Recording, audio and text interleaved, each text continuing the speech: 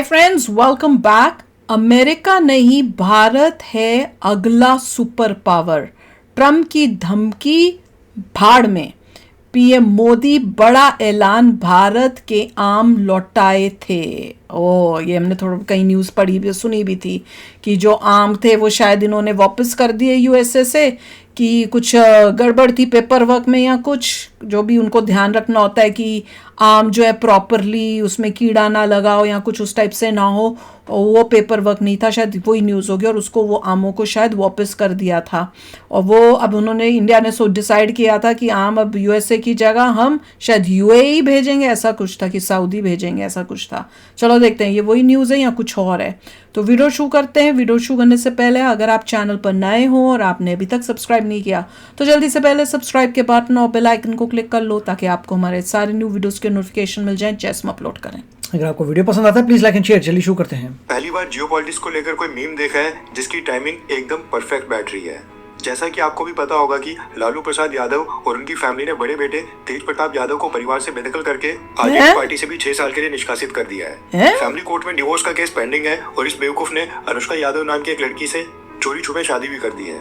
हमें तो खैर इनकी करप्ट फैमिली में कोई इंटरेस्ट नहीं है, लेकिन भारत के क्रिएटिव लोगों ने इस इंसिडेंट को भी जियोपॉलिटिक्स से जोड़ दिया है और इसमें डोनाल्ड ट्रम्प को घुसा दिया है। हमारा लाइटर नोट, पिछले कल भारत के सोशल मीडिया साइट्स के ऊपर ये पिक्चर काफी वायरल चल रही थी।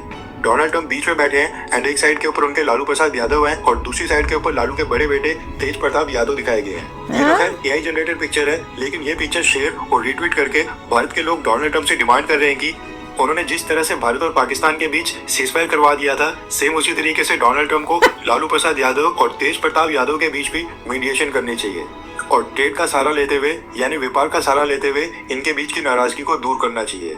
कुछ लोग तो ये पिक्चर शेयर करते हुए मजाक कर रहे हैं कि भारत पाकिस्तान का झगड़ा सॉल्व करने के बाद अब डोनाल्ड ट्रम्प लालू प्रसाद यादव और तेज प्रताप यादव का झगड़ा सुलझाने के लिए बड़ी मेहनत कर रहे हैं एंड इसका पूरा क्रेडिट डोनाल्ड ट्रम्प को जाना चाहिए। इसके साथ ही कुछ लोग मजाक कर रहे हैं कि डोनाल्ड ट्रम्प ने सक्सेसफुली मीडिएशन कंप्लीट कर दी है और वो जल्द अनाउंस करने वाले हैं कि लालू और तेज प्रताप यादव के बीच की सारी गलतफहमी दूर हो गई है और इसका क्रेडिट डोनाल्ड ट्रम्प को जाता है।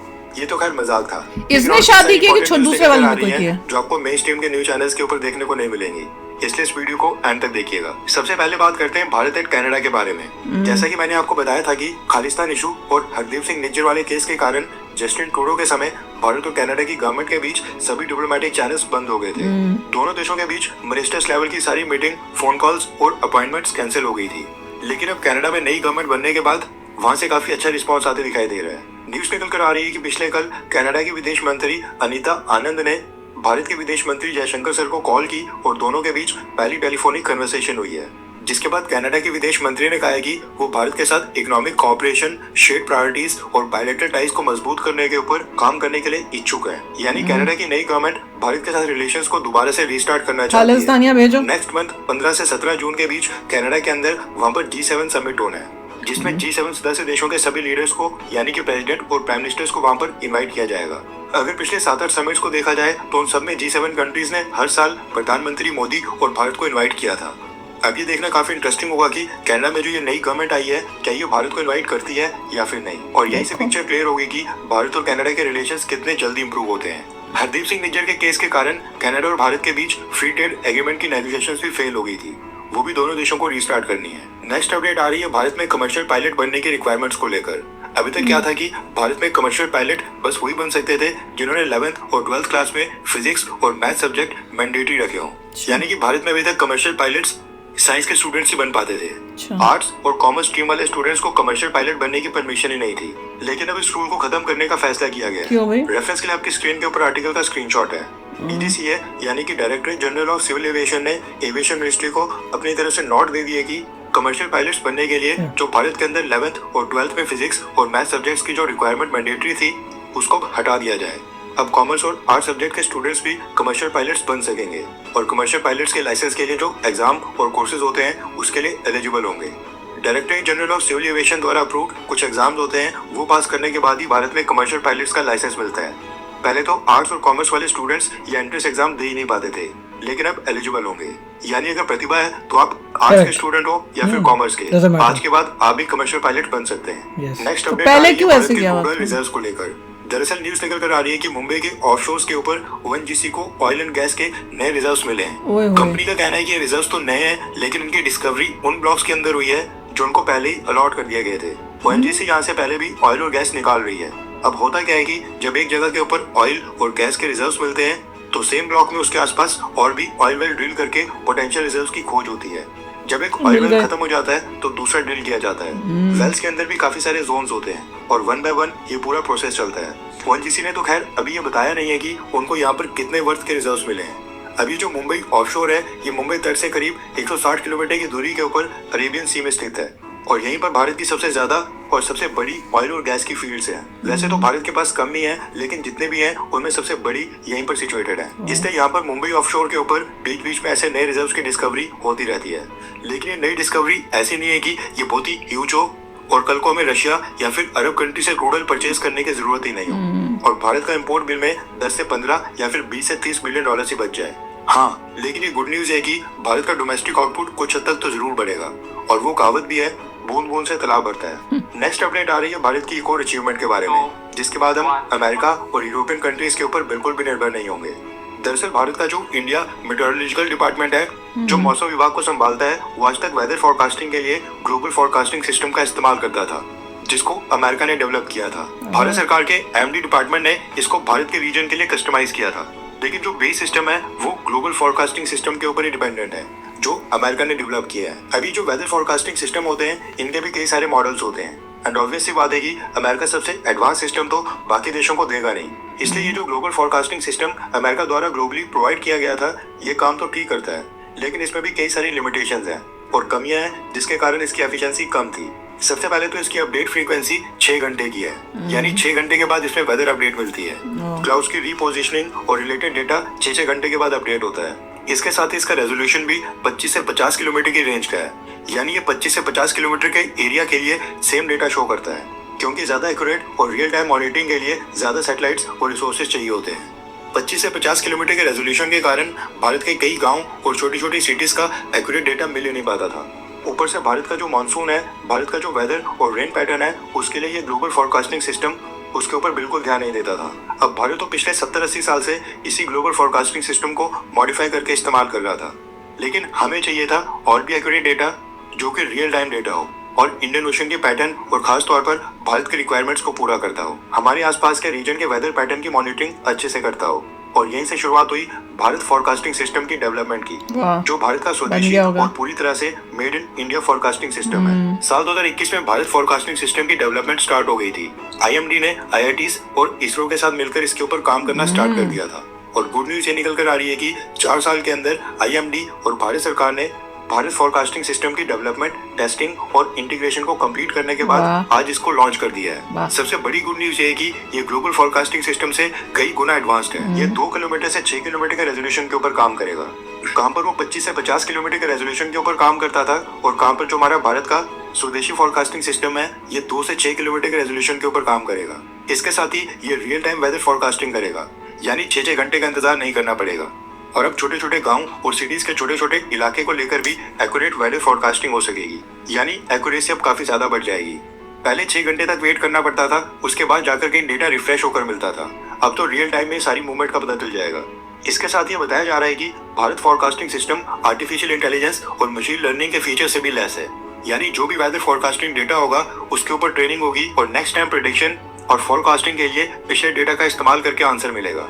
अब ये भारत के लिए सिर्फ साइंटिफिक अपग्रेड नहीं है, बल्कि एग्रीकल्चर, क्रॉप्स आउटपुट, उसके बाद डिफेंस, वॉर्स यानी कि युद्ध के समय प्लानिंग करने, डिजास्टर मैनेजमेंट और इसके साथ साथ कई चीजों में मौसम की सही प्रेडिक्शन करना काफी इंपॉर्टेंट हो जाता है। इसलिए ये भारत फोरकास्टिंग सिस्टम भारत की बहुत ही बड़ी अचीवमेंट है, जिसके लिए हमें इसरो और आईआईटीज के ऊपर गर्व होना चाहिए। और सबसे बड़ी बात, अब हम किसी भी फॉरेन सिस्टम या फिर अमेरिका या यूरोप के ऊपर डिपेंडेंट नहीं होंगे। भारत का अपना मॉडल भारत के क्लाइमेट के लिए भारत के डेटा के ऊपर ट्रेंड होगा। नेक्स्ट अपडेट आ रही है भारत और श्रीलंका को लेकर।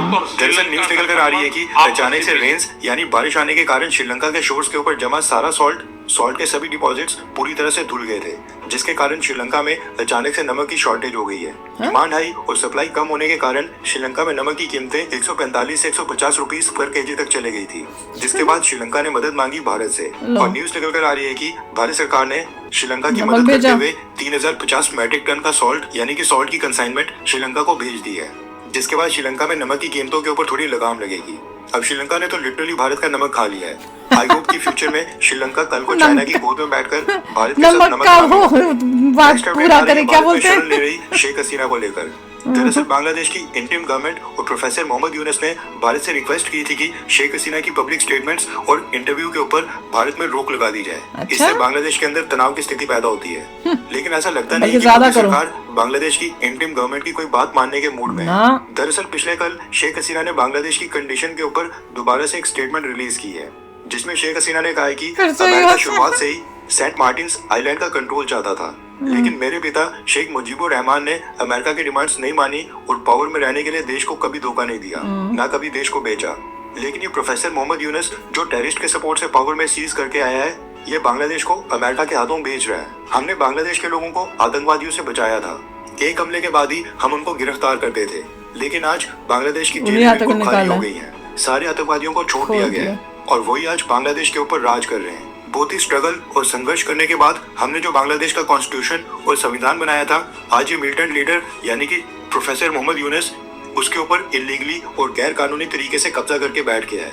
इसके पास ना कोई लोगों का मैंडेट है और ना ही कॉन्स्टिट्यूशनल राइट। चीफ एडवाइजर की पोस्ट का कोई बेसिस ही नहीं है और ये एग्जिस्ट ही नहीं करती है, लेकिन ये फिर भी इलीगल तरीके से बिना पार्लियामेंट की मंजूरी के बांग्लादेश में कानूनी फेरबदलाव कर रहा है, कानून बदल रहा है, बड़े बड़े फैसले कर रहा है, जिसका उसको कोई भी अधिकार नहीं है। शेख हसीना ने बांग्लादेश के लोगों से अपील की है कि प्रोफेसर मोहम्मद यूनुस के खिलाफ आवाज उठाई जाए। नेक्स्ट अपडेट आ रही है सुब्रमण्यम स्वामी को लेकर।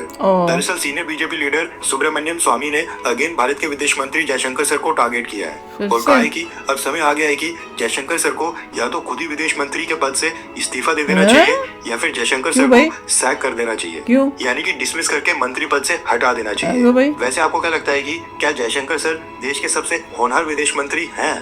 लास्ट वाली न्यूज तो समझ नहीं आई कि सुब्रमण्यम स्वामी ने ऐसा क्यों बोला, किस वजह से कह रहे हैं भैया जयशंकर है। पहले ये तो बताओ क्या गड़बड़ की है, क्या गलती कर दी है जिसकी वजह से तुम कह रहे हो कि इसको या तो रिजाइन कर देना चाहिए या निकाल। मुझे लग रहा है कुछ हुआ है बिटवीन बीजेपी एंड वो इंटरनल मैटर दोनों का। That's why he is totally against now. पर तो सोच समझ के तो बोलो, अगर तुम्हारे को पर्सनल कोई प्रॉब्लम है तो वो पर्सनल रखो, उसमें बिना किसी मतलब के तर्क के तुम किसी के ऊपर कोई बात हमने देखा नहीं होगा, हमें नहीं पता चला क्योंकि ये दूसरी बार हम सुन रहे हैं। पर्सन वो बात अलग है कि बायस बहुत आ गया होगा।